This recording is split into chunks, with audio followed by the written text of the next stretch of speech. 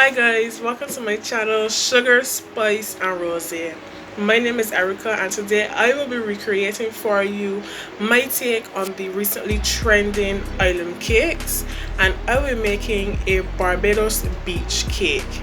And this cake is recreating a beach here called Bashiba Beach, as we call it as Bajans. So if you're interested in seeing how I do this, please keep on watching. Okay, so we're going to start with a 3-layer 8-inch cake that has already been stacked and filled and crumb coated. Don't worry, I have a video coming very soon on how to do this. I just didn't want to make this video too long. So now I'm taking my knife and I'm just scoring it, just making out an outline where I think I want to make my cuts. And from there I'm going to start to carve away some cake little by little until I get my desired shape. And you want to only cut away a little cake at a time because you want to make sure you get the shape you want. And when you remove too much cake, you can't necessarily put it back. So keep that in mind. A little goes a long way.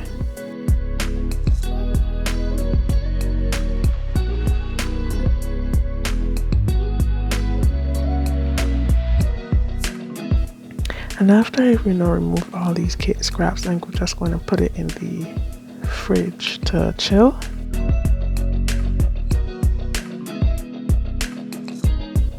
And whilst the cake is chilling, I'm going to take some of those extra cake scraps and add some buttercream to it to make some cake pop dough. And this cake pop dough will be used for the boulders and the hills that you saw in the earlier photo. After the cake has been chilling, you're going to add the cake pop dough onto the cake little by little until you get your desired shape. I was trying to go for some of the hills that we have here on the island, like I would have mentioned. So this is your time to do what you want, get the shape that you personally want.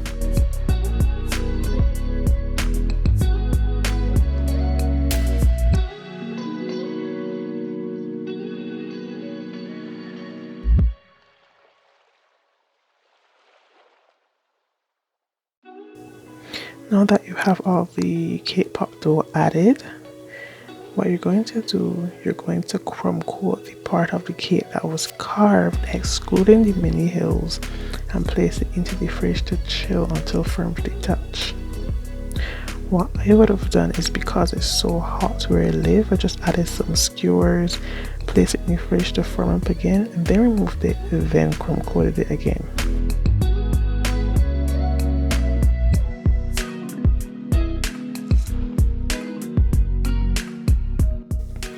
So it just takes some time to add a little of that buttercream to the cake. It doesn't have to be perfectly smooth at all. So now I'm taking some melted chocolate that has a few drops of vegetable oil and black food coloring and painting it onto the hills that I have here in a rough manner, in a sense, not trying to be perfect. I just did that until I was satisfied with the coverage that the cake had.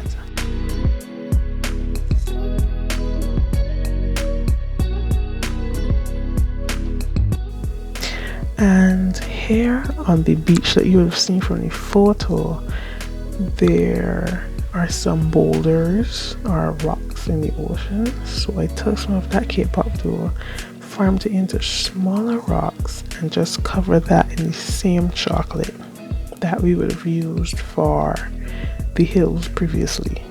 And I placed those on some parchment paper and let them chill as well for the rest of the baking process.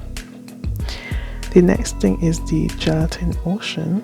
I take some cold water and whisk it into some gelatin. Whisk it very vigorously to get rid of any lumps. Please do it all at once. And then I'm taking the combination of water, sugar and lemon juice and allow that to boil. I'm adding that boiled mixture to the bloom gelatin to make sure that all the gelatin is melted evenly. And because we have listed gelatin mixture, there's some foam on the top. So what I'm doing is I'm taking a spoon that has been dipped in water and just skimming off that gelatin bubbles at the top. Now that we've come to the cutting part of this video, as you can see, I added way too much teal by accident. That's okay because I actually had to make more gelatin, so I made the other batch lighter and it created a two-tone effect. Also, make sure to do this in a glass or ceramic bowl so you can properly see your colors, and allow the mixture to cool at room temperature.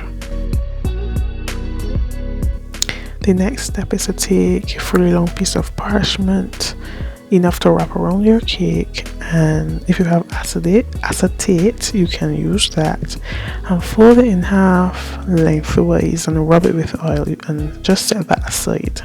You'll see what to do with it very soon.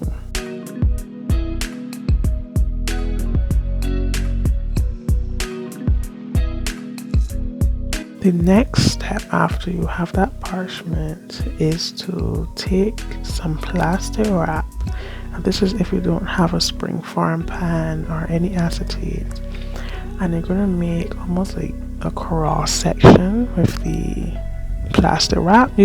If you can see what I'm doing from the video, I'm making a T, but yeah, basically making a T, and then I'm going to go diagonally and horizontally, all different sides and stuff. And after you have your plaster wrapped, you're going to place your chill cake in the center of that plastic wrap, whatever you want to call it. And from there, you're going to take some buttercream and make an outline by the cuts of the cake, basically. A very thin layer, and this thin layer of buttercream will act as a barrier to prevent any leaking. And just make it with a slight lip, and just let that lip come a little higher than the cake. Now you're going to take that greased parchment paper and adhere it to the sides of the cake with your hands. I eventually go in with my bench scraper to make sure it's stuck to the cake. Again, this will help prevent any leaks.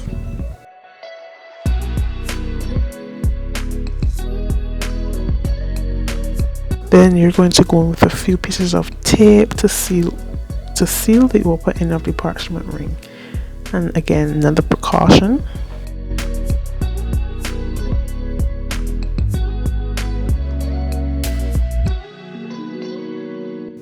After you've done this, you're going to bring that excess plaster wrap up onto the sides of the cake and adhere it with more tape. I eventually went to right around the cake with the tape for extra security. And because it's so hot where I lived, I placed the cake back into the fridge to allow the buttercream to set, and the extra coolness from the cake will also help the gelatin mixture set almost instantly. Once again, you're trying to err on the side of preventing any leaks. And after you've removed the cake from the fridge, you're going to spoon in that room temperature gelatin mixture, just a thin layer of it, and at this point you're going to see if you have any leaks. So now you're going to place that in the fridge and allow it to chill.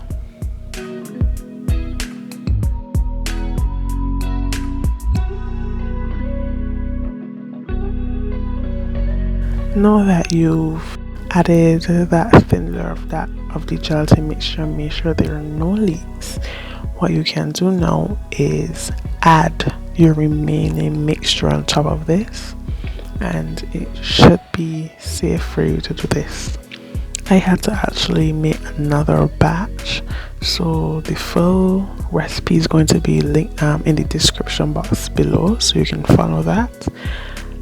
And just let that rest in the fridge overnight. Just let it chill overnight, let it firm up nice and everything like that. After the cake is fully set, remove all the plaster wrap and the parchment. With the excess parchment paper you just used, just cut a piece of it to match the shape of the inside of your cake and place it on top, just like I show you here in the video. I then took some crushed digestive biscuits and colored half green, and then left the other set of it with no color, and this green will represent the grass on the hills. And I got those to stick to the cake by just adding a little more chocolate, melted chocolate, to the cake.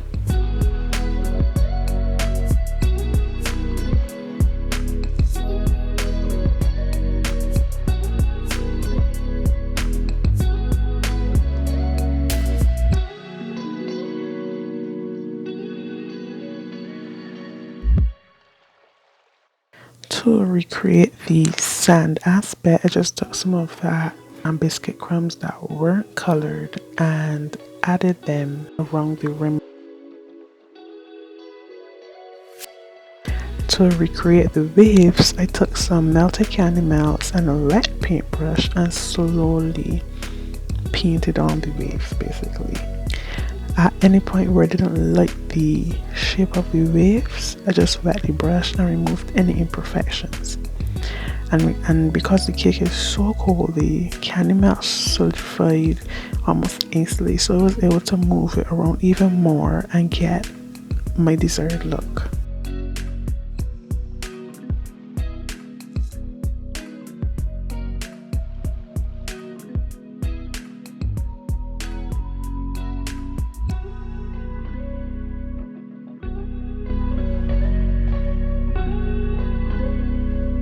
I added some of the candy melts around the rocks as well because they're literally in the water as you've seen from the photo. And with the rock, I added some of the green sand basically to the rocks to make it look a bit more natural.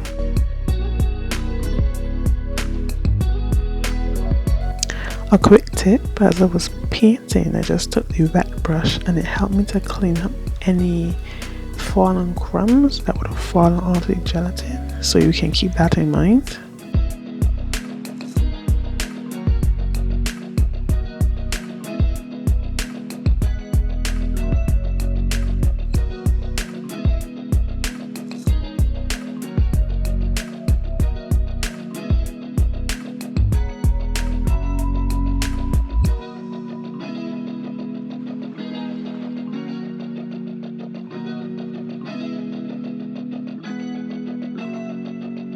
And when you're satisfied with all of your waves, you're finished.